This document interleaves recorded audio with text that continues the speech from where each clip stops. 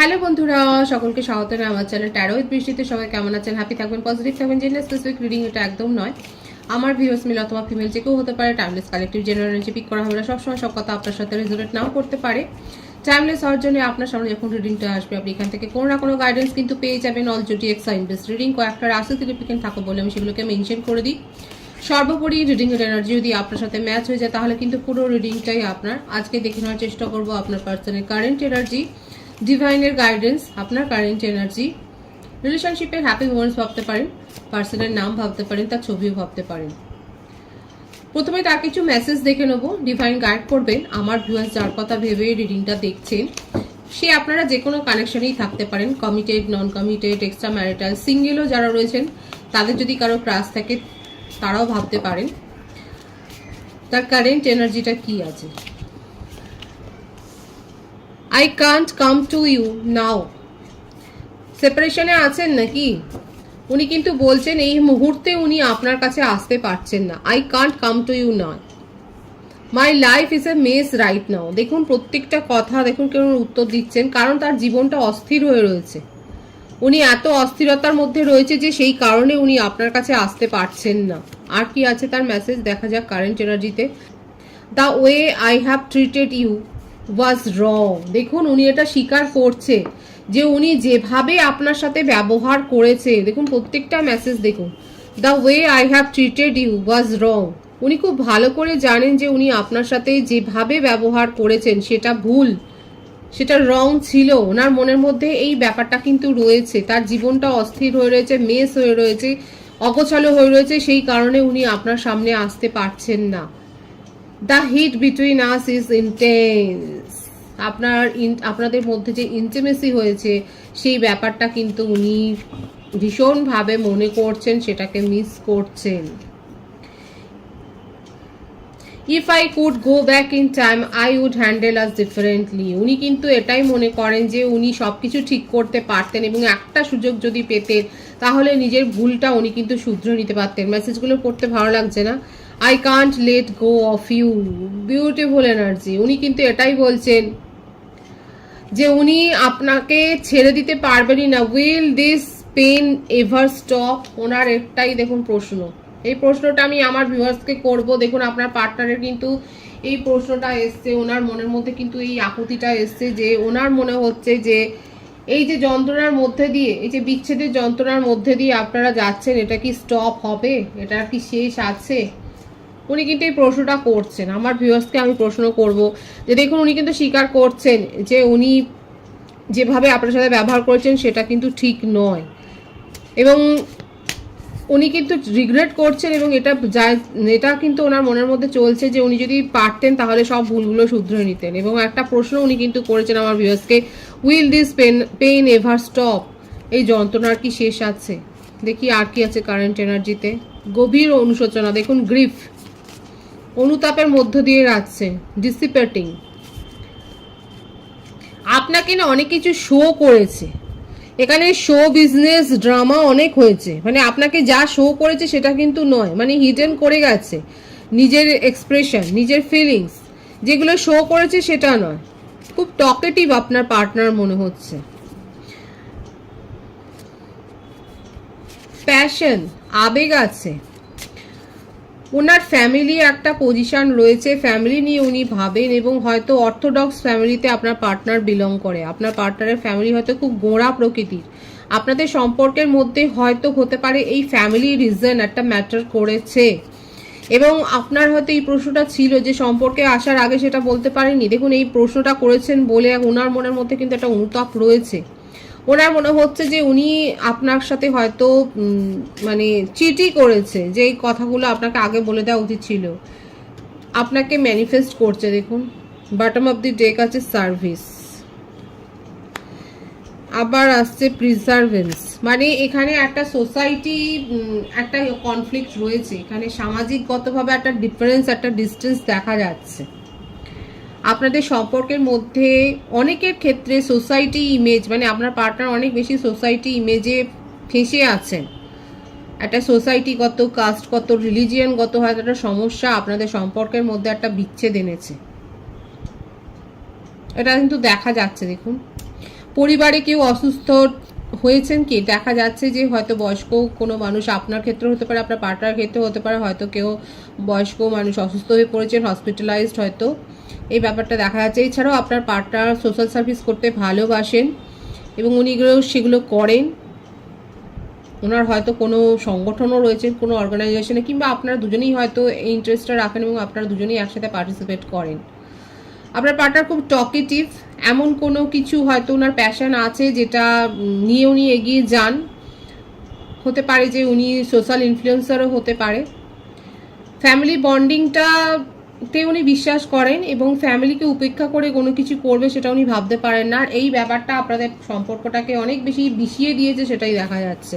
ওনার current এনার্জিতে উনি কিন্তু ভালো নেই এবং যেটা উনি শো করেন, এখানে শোবাজি কিন্তু অনেক হয়েছে, উনি যেটা শো করেন সেটা কিন্তু মনের কথা নয়।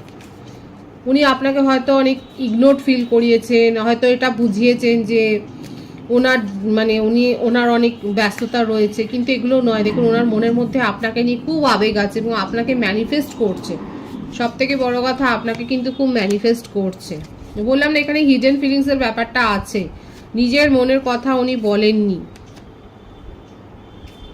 ধনু রাশি, কর্কট, বৃশ্চিক, মীন রাশি, 7 of cups, queen of cups. এখানে ফ্যামিলি ম্যাটার কিন্তু করছে, একটা ফ্যামিলি ম্যাটার করছে। কারো কারো ক্ষেত্রে হতে পারে যে আপনার পার্টনারের জীবনে অন্য কেউ রয়েছে।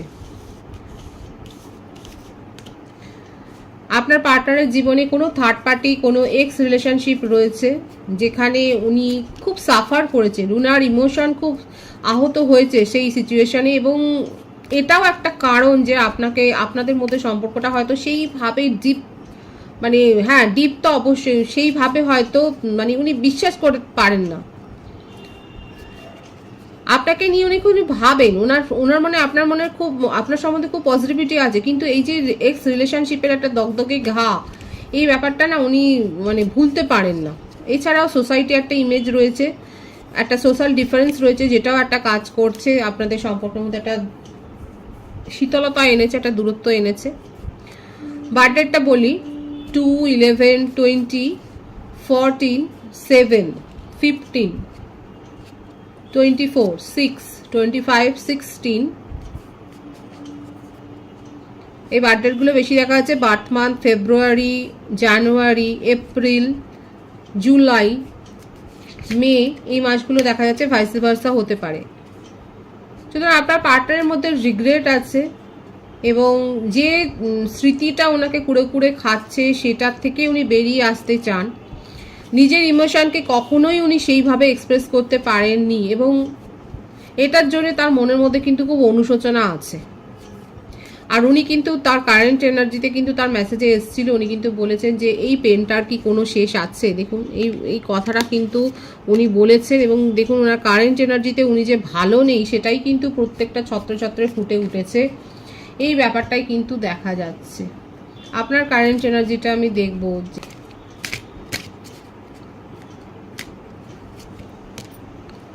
Recovery, Quest, creation, ইম্পার্শিয়ালিটি, instinct. এখানে আমার ভিউয়ার্সরা দেখা যাচ্ছে নিজের ইনার ফিলিংসের কথা শুনছেন, নিজের ইনটিউশনের কথা শুনছেন। আপনারা এই রিলেশনশিপটা যদি নতুনভাবে শুরু হয় তাহলে ক্রিয়েট করতে চান। অনেকে নিজের জীবনটাকে নতুনভাবে পাল্টে নিয়েছেন, নতুন করে প্রপোজাল অলরেডি অ্যাকসেপ্ট করে নিয়েছেন।